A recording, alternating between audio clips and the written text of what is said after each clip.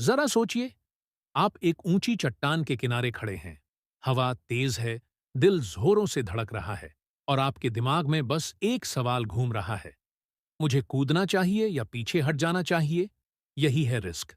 वो invisible force जो हमारी हर बड़ी डिसीजन को शेप करती है। द आर्ट ऑफ रिस्क किताब के अंदर रिचर्ड हैरिस आपको साइंस और साइकोलॉजी के जरिए रिस्क टेकिंग की पूरी गहराई समझाते हैं। क्यों कुछ लोग प्रेशर में एक्सेल करते हैं जबकि कुछ डर से जम जाते हैं? क्या फर्क है बेपरवाह गैम्बलिंग और कैलकुलेटेड रिस्क में? और सबसे जरूरी बात, आप अपने दिमाग को स्मार्ट रिस्क लेने के लिए कैसे ट्रेन कर सकते हैं जो सक्सेस दिलाए। ये किताब डिसीजन मेकिंग, फियर मैनेजमेंट और रिस्क वीसी रिवॉर्ड के बीच की बारीक लाइन को समझने का मौका देती है। चाहे आप एंटरप्रेन्योर हों, स्टूडेंट हों या फिर किसी बड़े लाइफ डिसीजन के सामने खड़े हों, ये किताब आपके अंदर अनिश्चितता को देखने का नजरिया हमेशा के लिए बदल देगी। तो अगर आपने कभी किसी मौके को लेने से पहले हेजिटेट किया है, वीडियो को एंड तक जरूर देखें, क्योंकि रिस्क को मास्टर करना ही आपके ट्रू पोटेंशियल को अनलॉक करने की हो सकती है। नंबर 1, रिस्क क्या है और हम इसे क्यों लेते हैं? जरा सोचिए, दो लोग एक ही मोड़ पर खड़े हैं। एक आगे बढ़ता है और दूसरा डर के मारे रुक जाता है। आखिर ऐसा क्यों होता है? फर्क बस एक चीज में है, रिस्क को देखने का उनका नजरिया। रिस्क हर जगह है, करियर चुनने से लेकर पैसे इन्वेस्ट करने तक, रिलेशनशिप शुरू करने से लेकर मुश्किल फैसले लेने तक। ये हमारी ग्रोथ, सक्सेस और सर्वाइवल को शेप करता है। लेकिन दिलचस्प बात यह है कि हर इंसान रिस्क को अलग तरीके से देखता है। कुछ लोग नेचुरल रिस्क टेकर्स होते हैं। वो अनिश्चितता को गले लगाते हैं, नए मौके ढूंढते हैं और दबाव में भी बेहतर परफॉर्म करते हैं। वहीं कुछ लोग सुरक्षित रहना पसंद करते हैं। वो किसी भी ऐसी चीज से बचते हैं जो अनिश्चित या खतरनाक लगती है। और ये सिर्फ पर्सनैलिटी की बात नहीं, ये हमारी जेनेटिक्स, अपब्रिंगिंग और ब्रेन केमिस्ट्री से भी तय होता है। साइंस कहती है कि जो लोग रिस्क लेना पसंद करते हैं, उनके दिमाग में डोपामीन लेवल ज्यादा होता है। यही केमिकल हमें प्लीजर और मोटिवेशन देता है। यही वजह है कि एक्सट्रीम एथलीट्स, एंटरप्रेन्योर्स और एडवेंचरर्स को डर की बजाय एक्साइटमेंट महसूस होती है। दूसरी तरफ जिनके डोपामाइन लेवल कम होते हैं, वो हर चीज को ज्यादा सोचते हैं, हर संभव परिणाम को तौलते हैं और फिर कोई फैसला लेते हैं।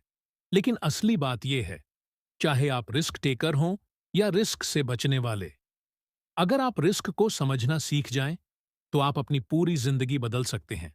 दुनिया के सबसे सक्सेसफुल लोग बेपरवाह गैम्बलर्स नहीं होते। वो स्ट्रेटेजिक रिस्क टेकर्स होते हैं। उन्हें पता होता है कि कब कूदना है, कैसे खतरे को कम करना है और अगला कदम क्या होना चाहिए। तो असली सवाल ये नहीं कि क्या मुझे रिस्क लेना चाहिए? असल सवाल ये है, कैसे मैं सही रिस्क लेकर अपनी पूरी पोटेंशियल को अनलॉक कर सकता हूं? और यही इस किताब का सबसे बड़ा लेसन है। नंबर 2, रिस्क टेकिंग का साइंस। हमारा दिमाग अनसर्टेनिटी को कैसे हैंडल करता है? क्या आपने कभी सोचा है कि कुछ लोगों को रिस्क लेने में एक्साइटमेंट महसूस होती है, जबकि कुछ लोग सिर्फ इसके बारे में सोचकर घबरा जाते हैं? इसका जवाब छुपा है दुनिया की सबसे पावरफुल मशीन, यानी आपके ब्रेन में। जब हम किसी रिस्क का सामना करते हैं, तब हमारा दिमाग दो ताकतों के बीच लड़ाई करता है, एमिगडाला और प्रीफ्रंटल कॉर्टेक्स। एमिगडाला हमारा फियर सेंटर है। इसका काम है हमें बचाना, डर पैदा करना, खतरे से आगाह करना और किसी भी एक्शन से पहले हमें हिचकिचाने पर मजबूर करना। पीआरई फ्रंटल कॉर्टेक्स हमारा लॉजिक सेंटर है। ये रिस्क को एनालाइज करता है, फायदे नुकसान को तोलता है और हमें रैशनल डिसीजन लेने में मदद करता है। अगर कोई नेचुरल रिस्क टेकर है, तो उसके प्रीफ्रंटल कॉर्टेक्स की ताकत ज्यादा होती है, जिससे वो डर पर काबू पाकर एक्शन ले सकता है। लेकिन जो लोग रिस्क से बचते हैं, उनके दिमाग में एएमवाइजडाला ज्यादा डोमिनेट करता है, जिससे वो फियर और अनसर्टेनिटी में फंस जाते हैं। और यहीं पर डोपामाइन की एंट्री होती है। डोपामाइन हमारा रिवॉर्ड केमिकल है। ये हमें प्लीजर, एक्साइटमेंट और मोटिवेशन महसूस कराता है। रिसर्च कहती है कि एंटरप्रेन्योर्स, एक्सट्रीम एथलीट्स और एडवेंचरर्स के डोपामाइन लेवल्स ज्यादा होते हैं। इसलिए उन्हें रिस्क लेने में थ्रिल महसूस होती है, न कि डर। उनका दिमाग उन्हें रिवॉर्ड करता है जब वो अननोन टेरिटरी में कदम रखते हैं। लेकिन इसमें एक ट्विस्ट है, रिस्क लेना एडिक्टिव भी हो सकता है। बिल्कुल गैम्बलिंग या एक्सट्रीम स्पोर्ट्स की तरह कुछ लोग ज्यादा से ज्यादा रिस्क लेने लगते हैं, सिर्फ उस डोपामाइन हाई को महसूस करने के लिए। और यही उन्हें रेकलेस और डेंजरस डिसीजंस लेने पर मजबूर कर सकता है। तो क्या इसका मतलब ये है कि जोखिम लेने सिर्फ एक मस्तिष्क रासायनिक प्रतिक्रिया है? बिल्कुल नहीं। गुड न्यूज ये है कि रिस्क टेकिंग एक स्किल है जिसे ट्रेन किया जा सकता है। अगर आप जेनेटिकली रिस्क टेकर नहीं हैं, तो भी आप इसे सीख सकते हैं। बस आपको ये समझना होगा कि आपका दिमाग अनसर्टेनिटी को कैसे प्रोसेस करता है और कैसे आप फियर को कंट्रोल करके कॉन्फिडेंस बढ़ाकर स्मार्ट रिस्क्स ले सकते हैं, न कि रेकलेस वंस। क्योंकि सक्सेस का मतलब रिस्क से बचना नहीं, बल्कि इसे समझदारी से हैंडल करना है। नंबर 3, अनुभव की ताकत। एक्सपर्ट्स रिस्क को बेहतर तरीके से कैसे संभालते हैं? इमेजिन दिस, एक फायर फाइटर जलती हुई बिल्डिंग में घुसता है। एक सर्जन हाई रिस्क ऑपरेशन कर रहा है। एक रेस कार ड्राइवर 200 किलोमीटर प्रति घंटा की स्पीड पर शार्प टर्न लेता है। ये सभी एक्सट्रीम रिस्क का सामना कर रहे हैं, लेकिन फिर भी शांत, फोकस्ड और पूरी तरह कंट्रोल में रहते हैं। कैसे? इसका जवाब है एक्सपीरियंस। एक एमेट्योर यानी नौसिखिया जब किसी रिस्क का सामना करता है तो वो पैनिक कर जाता है। लेकिन एक एक्सपर्ट सिर्फ गट फीलिंग पर भरोसा नहीं करता। वो सालों की ट्रेनिंग और एक्सपीरियंस पर डिपेंड करता है। उनका दिमाग इन सिचुएशंस को पहले ही देख चुका होता है, जिससे वो तेजी से और बिना हिचकिचाहट के सही डिसीजन लेते हैं। इसे कहते हैं पैटर्न रिकॉग्निशन। पैटर्न रिकॉग्निशन क्या है? जब हम बार बार किसी रिस्की सिचुएशन से गुजरते हैं, तो हमारा दिमाग एक मेंटल रोड मैप बना लेता है। अब जब भी वही सिचुएशन दोबारा आती है, तो हमारा दिमाग ऑटोमेटिकली हमारे पास्ट एक्सपीरियंस से जवाब निकालता है, जिससे हम बिना ज्यादा सोचे समझे सही डिसीजन ले सकते हैं। यही वजह है कि फायर फाइटर बिना डरे आग में घुस सकता है। डॉक्टर ऑपरेशन के दौरान प्रेशर में भी शार्प और स्टेडी रहता है। एथलीट अपनी लिमिट्स को बिना हिचकिचाए पुश करता है। एक्सपीरियंस डर को कैसे कम करता है? जब हम पहली बार किसी रिस्की सिचुएशन में जाते हैं, तो हमारा दिमाग फ्रीक आउट करता है। लेकिन जब हम बार बार वही रिस्क लेते हैं, तो हमारा माइंड उस सिचुएशन के लिए अडेप्ट कर लेता है।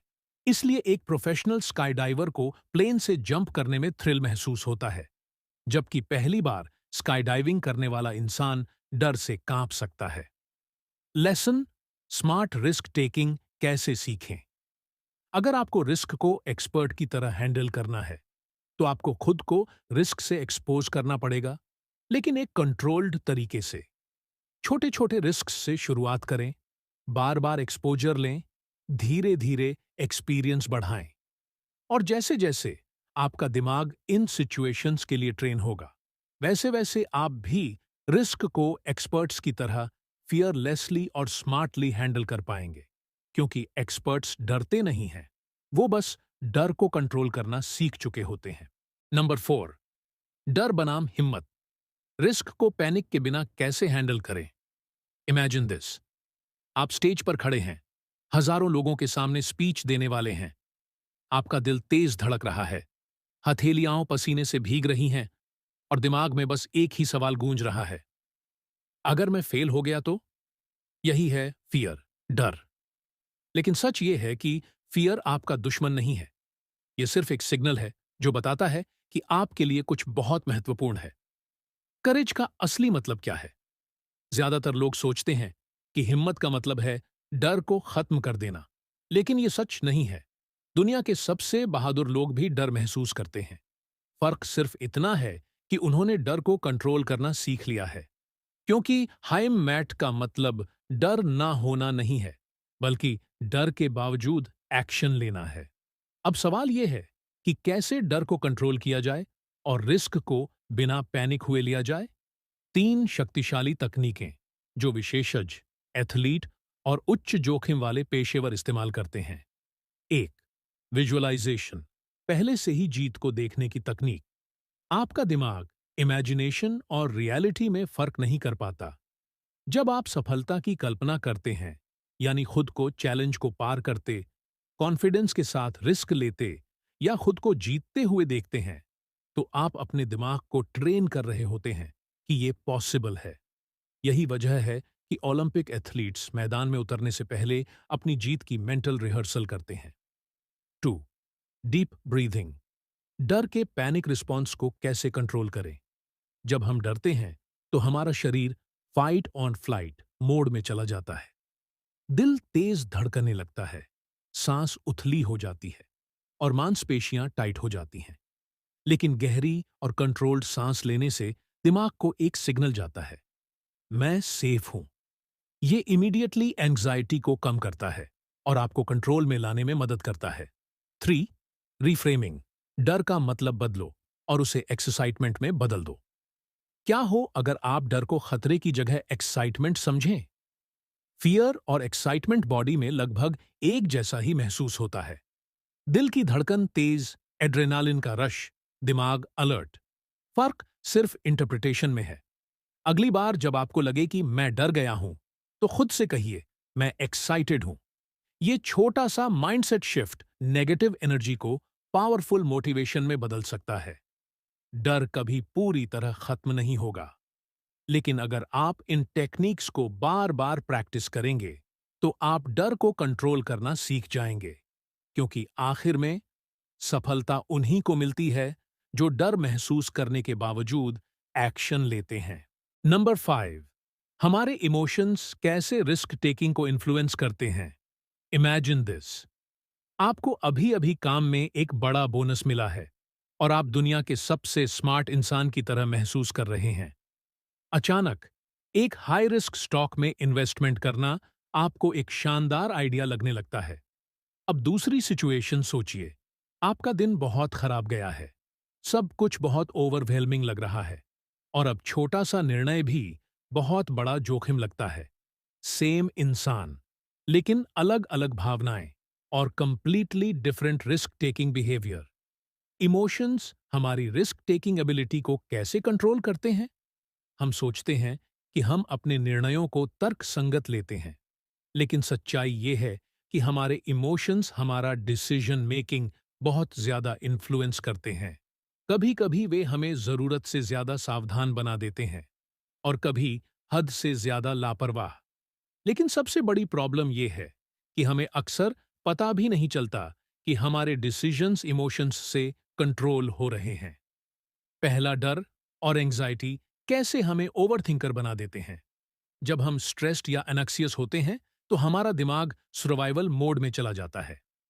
एएम यगडाला यानी फियर सेंटर एक्टिव हो जाता है और हमें हर रिस्क बहुत ज्यादा डेंजरस लगने लगता है। इसीलिए जब हम किसी बुरी मूड में होते हैं, तो हम हर चीज को ओवरथिंक करने लगते हैं, खुद पर डाउट करने लगते हैं और रिस्क लेने से बचते हैं, भले ही वो रिस्क हमारी जिंदगी बदल सकता हो।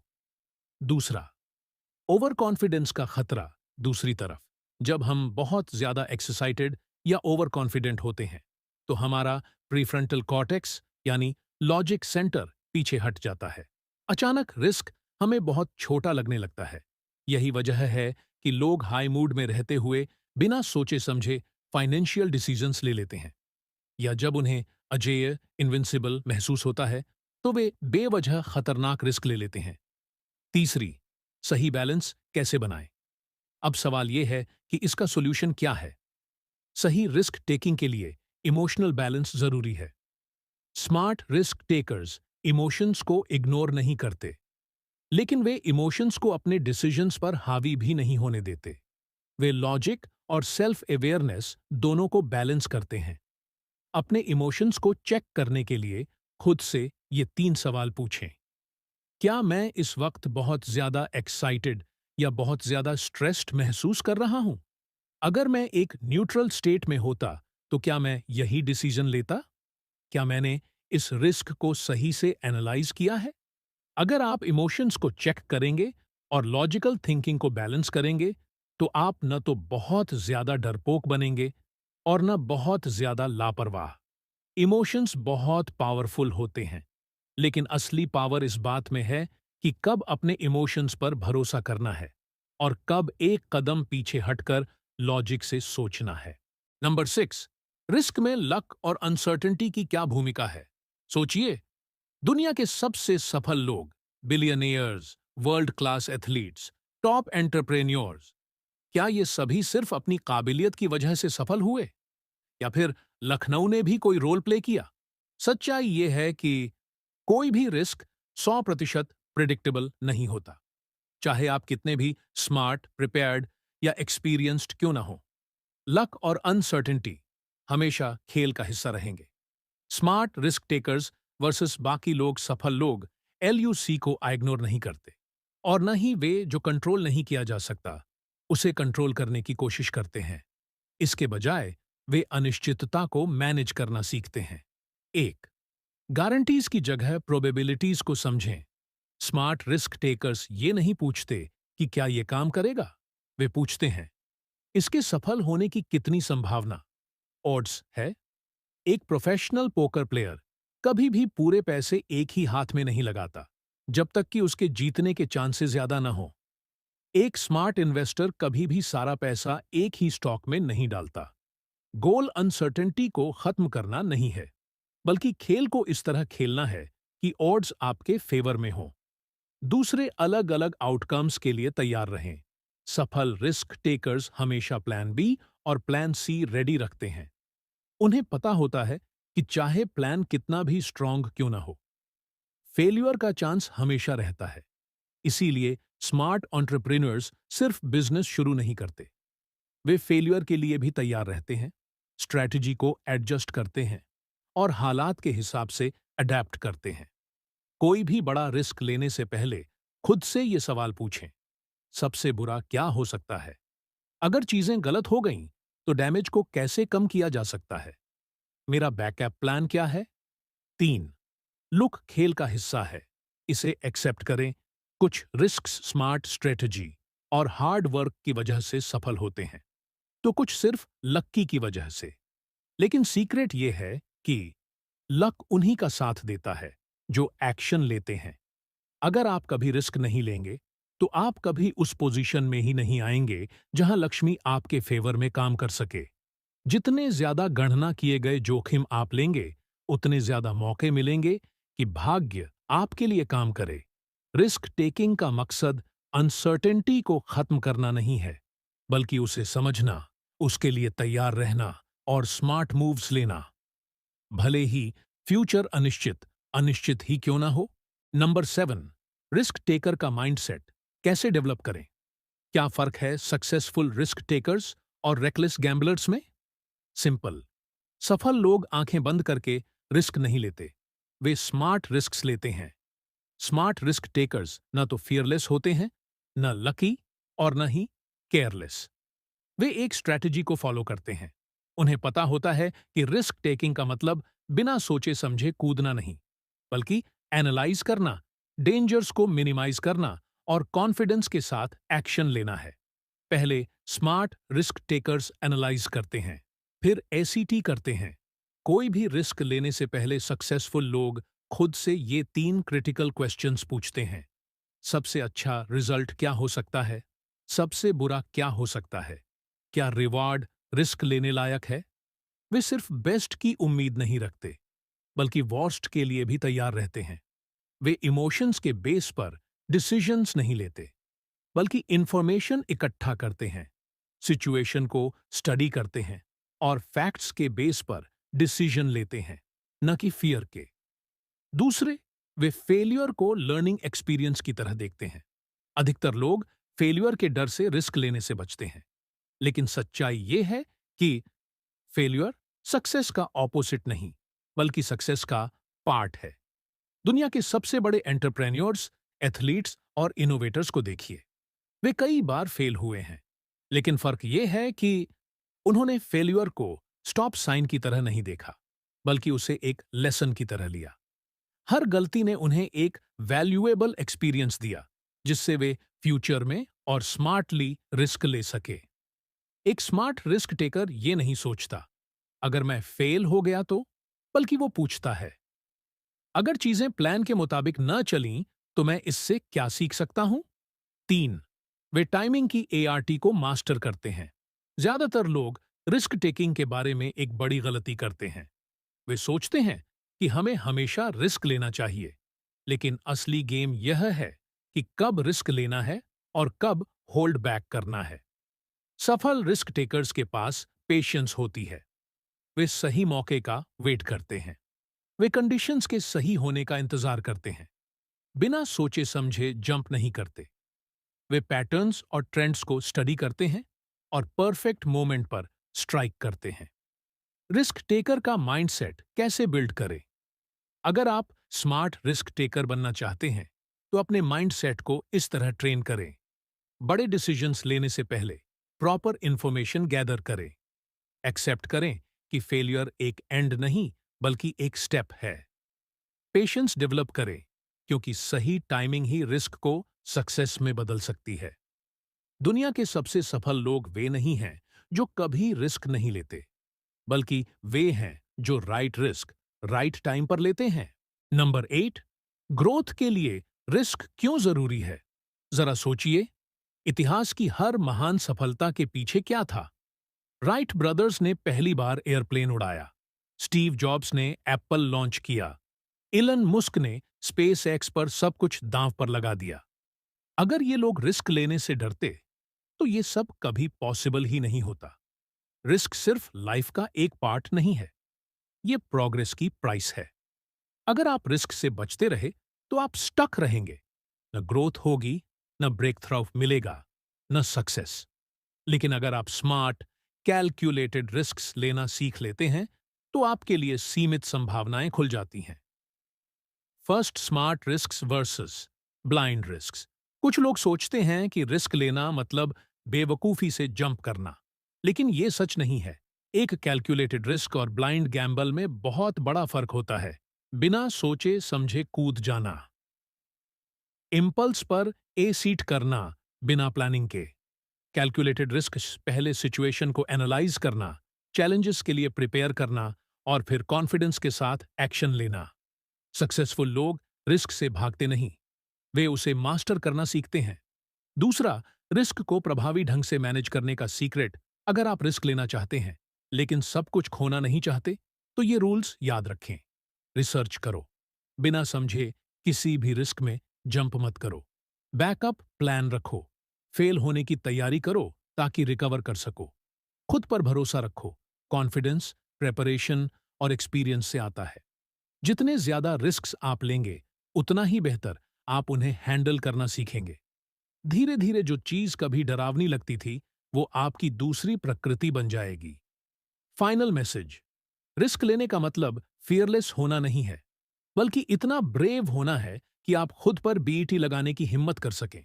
क्योंकि आखिर में लाइफ का सबसे बड़ा रिस्क कुछ भी ना करना है। अगर आपको यह वीडियो वैल्यूएबल लगा, तो लाइक, शेयर और सब्सक्राइब करना ना भूलें। हम मिलेंगे अगले वीडियो में एक और लाइफ चेंजिंग बुक सारांश के साथ।